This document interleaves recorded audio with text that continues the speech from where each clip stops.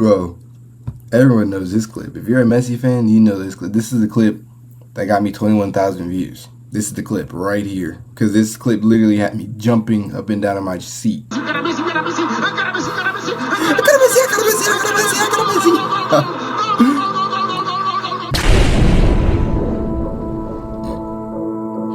Despite the success of last season, there were some internal issues brewing within Barcelona's dressing room. The discipline of the team's leaders like Deco and Ronaldinho started to fade, while on the other hand, Messi was looking to improve and rise within the hierarchy of the team. But he unfortunately fractured his left foot in November and was out of action for over 2 months. Lionel came back to a team that kept failing in big matches. He came back just in time for the round of 16 Champions League encounter against Liverpool. But manager Rafa Benitez decided to play the right-footed Arbeloa as a left-back to cover Messi's diagonal runs through the middle, and the plan was effective, as Messi barely had a stamp on the two legs, as Liverpool qualified to the next round at the expense of the Blaugrana. Liverpool have done it! In March, another opportunity arose for Messi to shine in a big match, as Barcelona hosted rivals Real Madrid in the Camp Nou. At that time, Messi was still not clinical in front of goal and missed many chances. But in that Clásico, it was a different story. Yes, Messi. Yes, Messi. This is 3? This is a hat trick?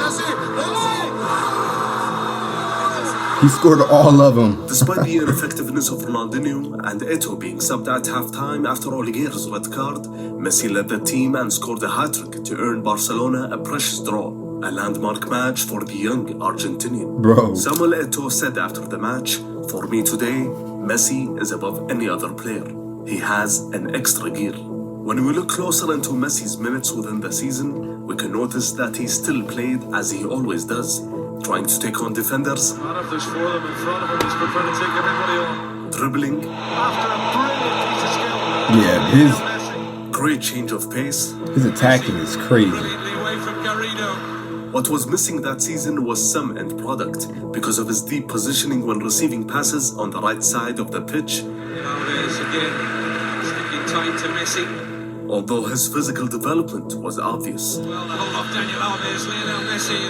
Messi was rewarded with a new contract in March of 2007 and managed to show his great ability in dribbling once again in the Copa del Rey semi-final first leg against Getafe. This is when he was like on his come up. This clip, oh, bro, everyone knows this clip. If you're a Messi fan, you know this clip. This is the clip that got me 21,000 views. This is the clip right here. Because this clip literally had me jumping up and down in my seat. Messi. I was literally like,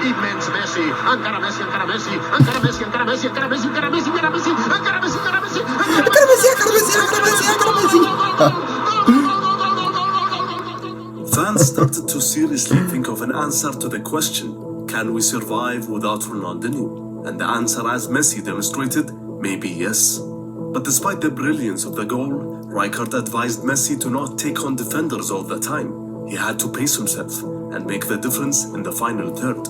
And since that goal, defenders around the league started to tightly mark Lionel. Barcelona were in danger of ending the season without a title, after Rijkaard decided to not play Messi in the second leg against Getafe, given that Barca won the first leg by 5 goals to 2. But the Blaugrana suffered a humiliating loss by 4 goals to 0, which kicked them out of the competition.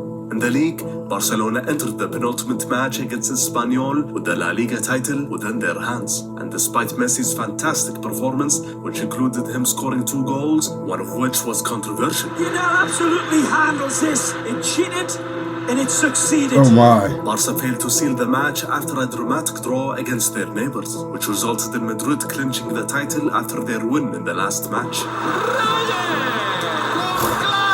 This is intense. In terms of numbers, this was considered Messi's best season yet, as he managed to score 14 goals in La Liga and 17 goals in 36 matches in all competitions.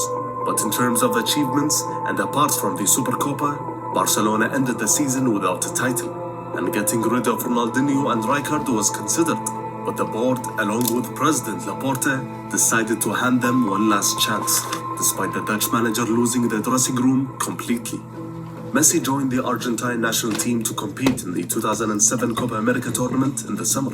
14 years after their last major title in 1993, Argentina entered this iteration as favorites. There were no doubts that Messi was one of the main key figures of the national squad. And after passing the group stage with ease, Argentina faced Peru in the quarter-final stage. Messi played a great match, either on the right or the left flank. Messi was dribbling past the Peruvian defenders with ease and scored a great goal between the legs of the Peruvian keeper. Wonderful play. In the semi-final against Mexico, Messi scored the goal of the tournament. It's Messi! Woo! Simply magnificent! As Argentina He's doing this all on the by come up. 3-0 to advance to the Copa America final. Argentina head coach Coco Baselli praised Messi's goal and said only geniuses are capable of finishing as Messi did. Argentina faced eternal rivals Brazil in the final. The Brazilians arrived to the tournament without some key players like Ronaldinho and Kaká. It was shaping to be Albiceleste's title as they won everyone over. But against expectations, Argentina were comprehensively beaten by 3-0.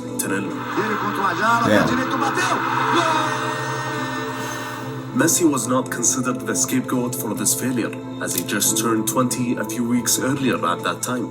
But most of the blame and criticism was aimed towards Riquelme's shoulders, who never really recovered from that loss, as his professional career took a very different path. The 2007-2008 season was the season of second chances for Barcelona. Ronaldinho asked for another year to get back to form, while Rijkaard insisted on stopping the team's downward spiral. The club also signed 30-year-old French superstar Thierry Henry, Ronaldinho, Eto'o, Messi, and Henry, all in the same team. But in the end, they failed to play a single minute together on the pitch throughout the whole season, as numerous injuries and other disciplinary issues robbed them of a good season.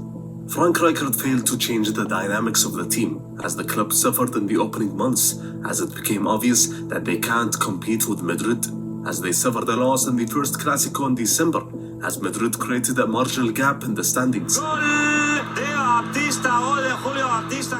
Rijkaard was too nice with the players and failed to officially hand the keys of the team to Messi, who showed everybody that he was the #1 star of the team. The Argentinian was asked to be patient and cause damage on the wings. While Messi was turning from a teenager to a man, his body started to negatively react with these drastic changes.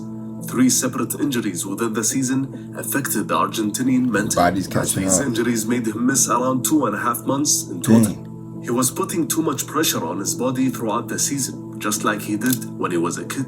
He also came back from injuries way too soon, and his diet was not helping as well.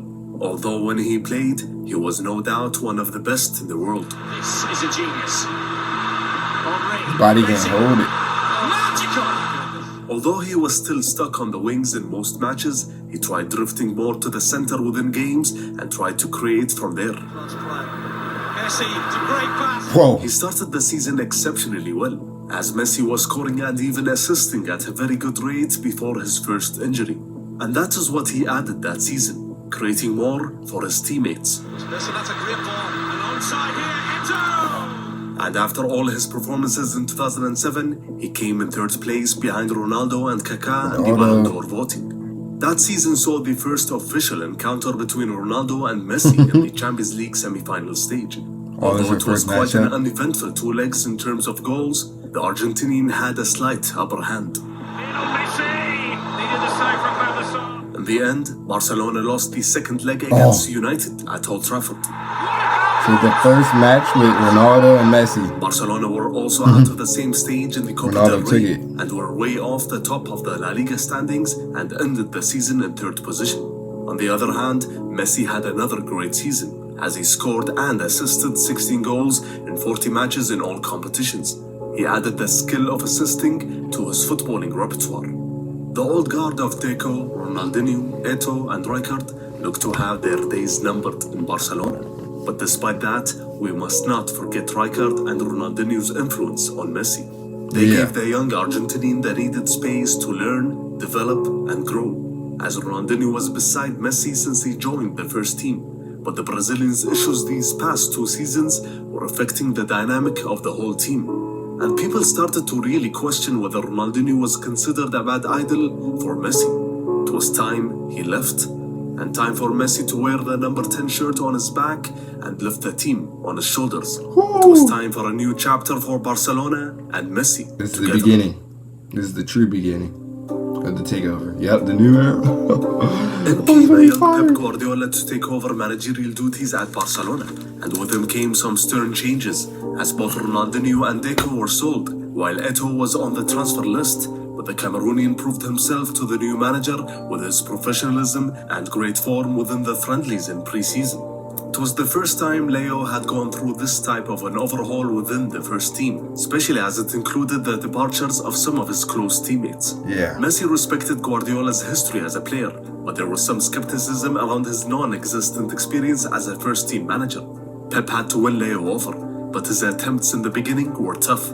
Within the preseason, Guardiola found it hard to communicate with Leo. He was already a man of few words, but there was something that was annoying him. It turned out that Messi wanted to compete in the Olympics that summer, but the problem was that it coincided with their third-round qualifier for the Champions League. And Pep showed to be a very demanding coach and meticulous with his clear ideas, and needed that time in preseason to build his team, and that meant that Messi was staying with the team. The issue dragged on for a few weeks, when eventually Pep decided that the best thing to do was to let Messi leave, just to make sure he knew that he was at his side. Messi joined his Argentinian teammates to participate in the Summer Olympics, and managed to get revenge on their rivals Brazil in the semi-finals after winning by 3 goals to 0. It's there, it's 3-0, and surely now it's game over. As Messi finally got to say goodbye to his big brother for the last time. Dang. Messi and his teammates went on to win the gold medal after their tough win against the Nigerian national team in the final. While Messi was gone, Barcelona successfully qualified to the group stages of the Champions League, as Messi was back just in time for the beginning of the La Liga season. Pep's start with the team was not good in terms of results. But behind the scenes, the squad was confident in Pep's new methods after participating in several quality training sessions. It was a matter of time before these methods would translate and manifest into positive results on the pitch. Pep demanded discipline from his wingers, as Messi was given freedom to drift inside, but also had many defensive duties assigned to him. Messi quickly bought in with the coach's demands as he saw the results of his tactics on the pitch. Pep had also brought with him dietitians to the club in order to improve the output and to prevent injuries. As Messi struggled with injuries the previous 2 seasons, he hardly got injured within Guardiola's reign. As the Barca youth system taught him how to play within a team, Rijkaard gave him confidence, and Guardiola added some order to his life. And all of this resulted in a player with unlimited potential. Messi running at the Atletico Madrid defense all the way. Messi just brilliantly round low. Messi, wonderful, absolutely wonderful. Central position. It's a confirmation Messi. During Pep's first season, This is a great video. Messi played most matches on the right wing. Like, this guy's Because this editing. new and improved I've been watching generation 36 of minutes. It felt like I only watched that like pressed 10. the This is opponent high amazing. up the field to keep possession of the ball, Messi found himself in numerous scoring situations as the Argentinian received the ball in very advanced positions. To Messi and it's in. Messi on the turn, looking for the room, finds the room and finds the corner. Messi managed to score 16 goals in all competitions before January and matched his goal tally of the whole of last season. And when we look closer at Messi's minutes throughout the season, we notice better overall strength to keep possession of the ball in his numerous dazzling runs coming from the right-hand side. Although he took many penalties the previous season, he took some pressure ones that year, like the winner away against Catalan neighbours Espanyol in the dying minutes. You never doubted him, and Barcelona have won the Catalan derby. His finishing went up to a whole new level, not only because of his good positioning and new tactics, but because of his various ways of finishing. A right-footed half volley, Brilliantly taken by Messi. a volley under pressure from several defenders, Messi, wonderful finish. dribbling while balancing and shooting in one sequence. There's no stopping him when he's in this kind of mood. The whole team clicked and were unstoppable. They had stormed the league And in the Champions League, they managed to score 4 goals and a half against Bayern München. Messi scored a brace and assisted another, as Messi came in second position behind Ronaldo and ahead of Torres in the Ballon d'Or voting. As the Blaugrana reached the semi-final stage of both the Copa del Rey and the Champions League, Barcelona had to go to the Santiago Bernabeu to face Madrid. They were in their So as of right now, the best player in the world was Ronaldo. So I feel like early on, the argument was probably leaning towards Ronaldo, but Messi was able to maintain this level his whole career. Ramos and just 4 points away from the league leaders Barcelona. Pep wanted to go there and win, and he had a brilliant idea. He sat with Messi and showed him some footage of Madrid's central defender's position. He believed if Messi played centrally up front, he would have a lot of space to attack the defenders because he would drop deep and the defenders would not know what to do, while Henry and Eto'o would stay on the wings, waiting for the moment to attack behind the defense. And that's how Messi got a taste of the false 9 position, as the plan worked perfectly. This formation had Messi cooking.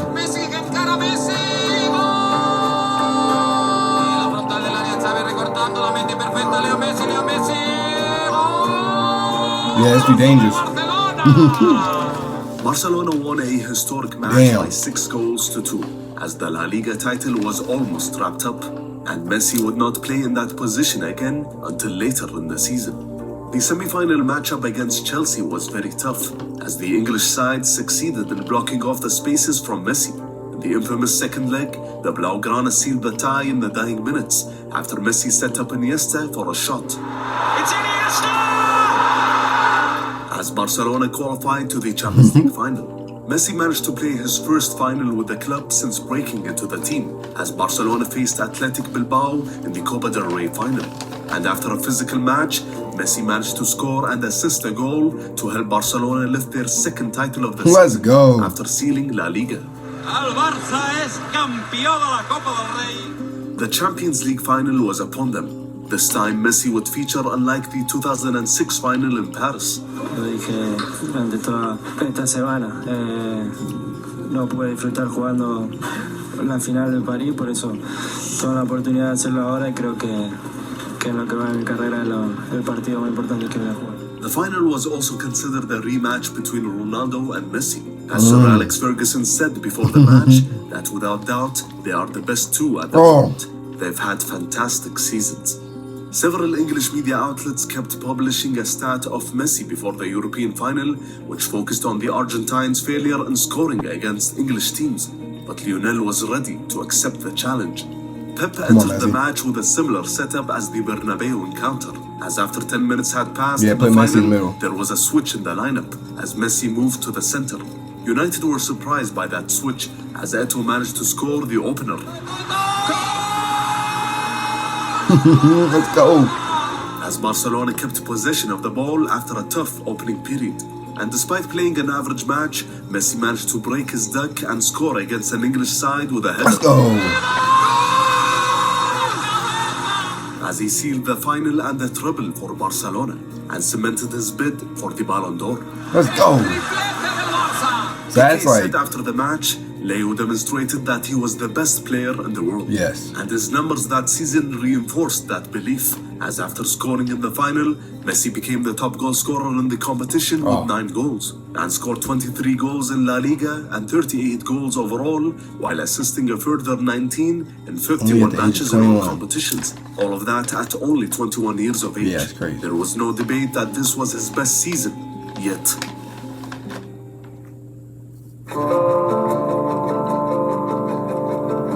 Pep said in the beginning of the season, I decided Leo was going to play regularly down the middle. And with that quote, and because Eto'o didn't fancy playing on the wings, the decision to sell was official. Messi's tactical role was clear for the new season. But how did Zlatan Ibrahimovic end up at Barcelona? Eto'o refused to go on loan to Valencia and said yes to Inter Milan. Moreover, the technical staff at Barca were fans of the Swedish striker, so the deal was set.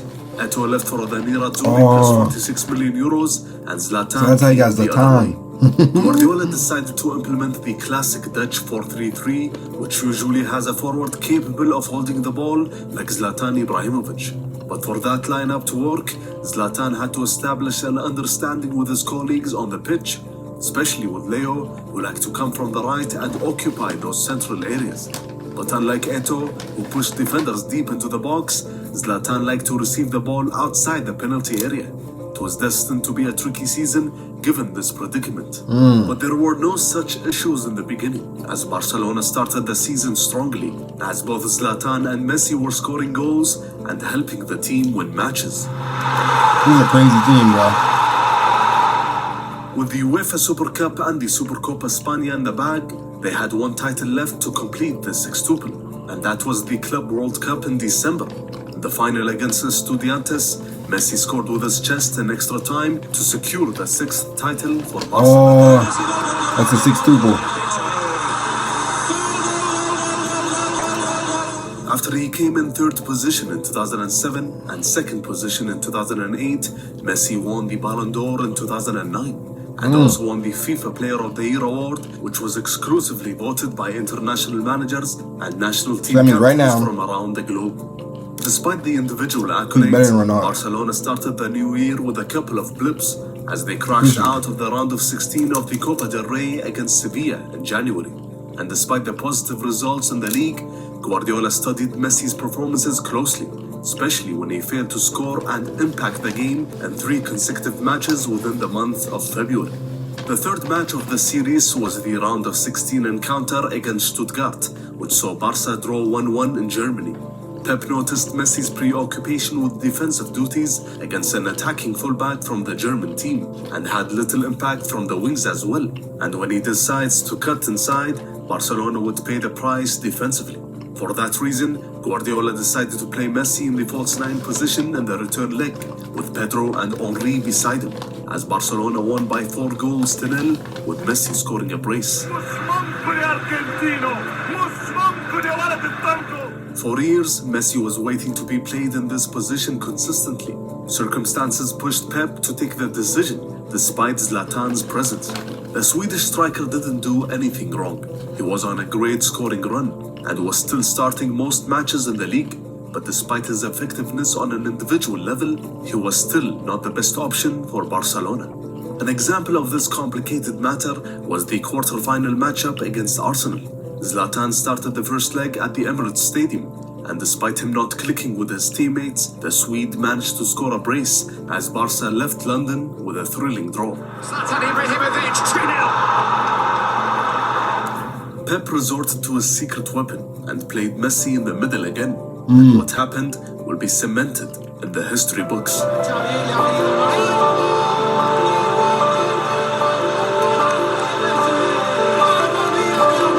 2. And then number 3?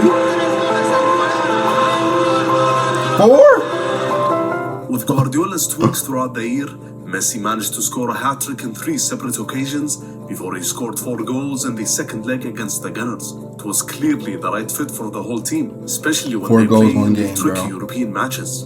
But Guardiola suddenly went against his intuition when they visited the Giuseppe Meazza to face Inter Milan under the manager Jose Mourinho, as he played Zlatan in the middle and Messi on the wings. Mourinho completely outcoached Pep in both legs, as Barca's weapons were nullified. Pep stuck to the same formation in the return leg, but after only 60 minutes, Zlatan was subbed to push Messi to the middle, but it was not enough. An outstanding defensive display from Inter saw them go through, despite Motta's red card. The Zlatan-Messi dynamic can be summarized like this. Zlatan is not the type of player to go against his natural playstyle, and in his mind, he was not bought to make space for Leo. As Zlatan said, it is like you bought a Ferrari, but you are driving it as if it were a Fiat. Zlatan tried to discuss the issue with Pep, but the situation was clear. There were no issues on a personal level between Messi and Zlatan. On the other hand, Leo never asked Zlatan to leave. As former Barca director of football Chiqui Begiristain had mentioned, Zlatan's style of play simply made Pep and Barcelona take a decision. In the end, it was a footballing problem, and its victim was Zlatan Ibrahimovic. Barcelona ended the season with a league title that saw them pick up 99 points, while Messi scored 34 goals in La Liga, a feat not achieved since Ronaldo in 1997. Messi scored 47 goals overall and assisted a further 12 in 53 matches in all competitions. Each year was considered Messi's best season yet. His ascendancy was unstoppable, despite the tactical issues with the team.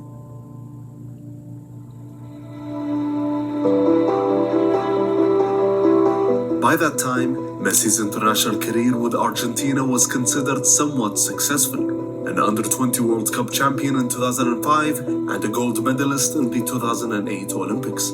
Despite the disappointments of the 06 World Cup and the 07 Copa America, Messi wasn't considered the main protagonist of the team or the man that would bear all the blame. But with the arrival of the 2010 World Cup and with his numerous achievements both on an individual and team level with Barcelona, there was no doubt that he was the #1 star of Argentina. In the middle of the World Cup qualifying campaign, the Argentine national team suffered under coach Coco Basile. Diego Maradona singled out Messi as the sole reason for the poor performances. Diego slowly created a general mistrust of Messi in the minds of the average Argentina fan who worshipped Maradona. After the 1-1 draw against the Peruvian national team in September of 2008, Maradona said, "Sometimes Messi plays for Messi. He has so much arrogance that he forgets about his teammates." Pressure was absolutely mounting on Messi as he replied to Maradona's critique and said, "I'm used to Diego speaking out. We all know what he is like." But Maradona didn't stop talking, and as the national team kept suffering under coach Coco Basile, the federation thought that the best way to shut Maradona up was to put him in the hot seat and coach Argentina.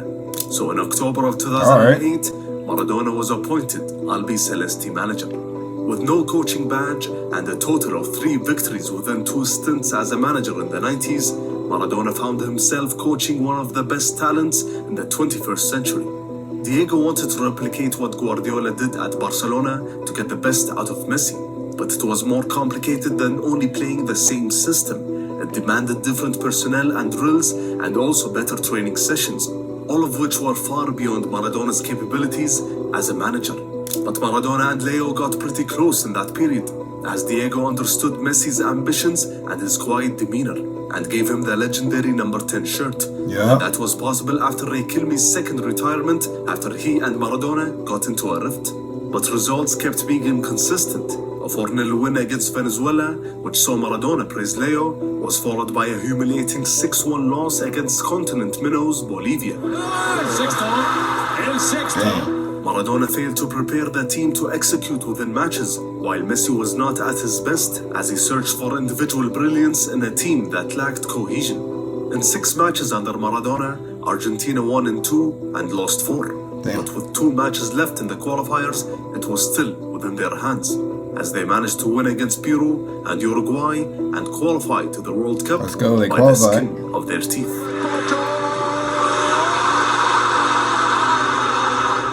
As the 2010 World Cup edged closer, Maradona sat with Messi to decide on the best system to get the most out of Leo. Messi suggested 2 systems and discussed other details as well, and suddenly Messi felt positive about their chances. But in Argentina at that time, there was a feeling that Leo was like a stranger at the national team. He was a superstar at Barcelona and a shadow of his usual self with Argentina. Some perceive him as not Argentinian because of his development in a foreign country, and others see him as uninterested in the national team. Nevertheless, Messi and his teammates started their World Cup campaign in very good form, as they won all of their opening 3 matches convincingly. Messi was even handed the captaincy in the 3rd group match against Greece, as Mascherano was absent, a move from Maradona to keep the morale very high. Messi said, "In the national team I was not the same. I was not who I was at Barcelona, but I've always had Diego's support, and I changed all of that thanks to my teammates' confidence in me." Despite their 3-1 win against Mexico in the round of 16, none of the players were convinced of Maradona's system, which saw 4 attack-minded players play in front of Messi, with Mascherano behind him as the pivot. They needed to improve immensely in their quarter-final matchup against the Germans. But in their first big match of the tournament, Argentina collapsed and gave up 4 goals to a clinical German side. Messi scored 47 goals with Barcelona that season and ended up without a single goal in 5 matches at the World Cup. Messi off the frame. Under the manager Maradona, Messi had only 3 goals in 16 matches, one of his worst stretches ever with the Argentine national team. Yeah. And despite the tactical, managerial and individual issues within the team, the criticism back home focused on one person, and that was Messi. Because he failed to lift an average team by himself to win the World Cup. And why not? Maradona had done it in the past. These were their views. Why doesn't he celebrate with enough passion? If he was earning euros, he would have played better. He is arrogant. He is autistic. These were the things that were said and written about What? Messi in Argentina. And Messi had never seen a backlash like this in his young career to this point. And the question now was, how can he come back from these recent disappointments? Are we sure that he's destined to be one of the best in history? Or were these last few years only a blip? Only the future holds the rest of the story. The story of how Messi ruled Europe and then the world.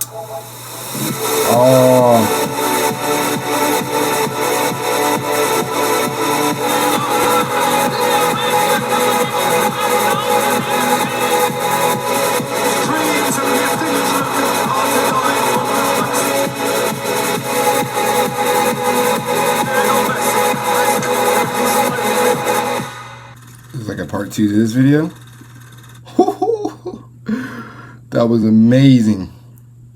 Guys, that was amazing. We have to react to the Ronaldo one too. I'm gonna save that to my watch later. But I need to see the part 2. Oh, they don't have a part 2. They don't have a part 2. When they do drop a part 2, I'm gonna subscribe. When they do drop a part 2, we'll be reacting to it. I hope y'all enjoyed this video. Make sure to comment down below what your thoughts on this video were. I feel like that was the best video we watched so far of Messi. I just got so much information that I didn't know. So make sure to like this video. Without further ado, peace out.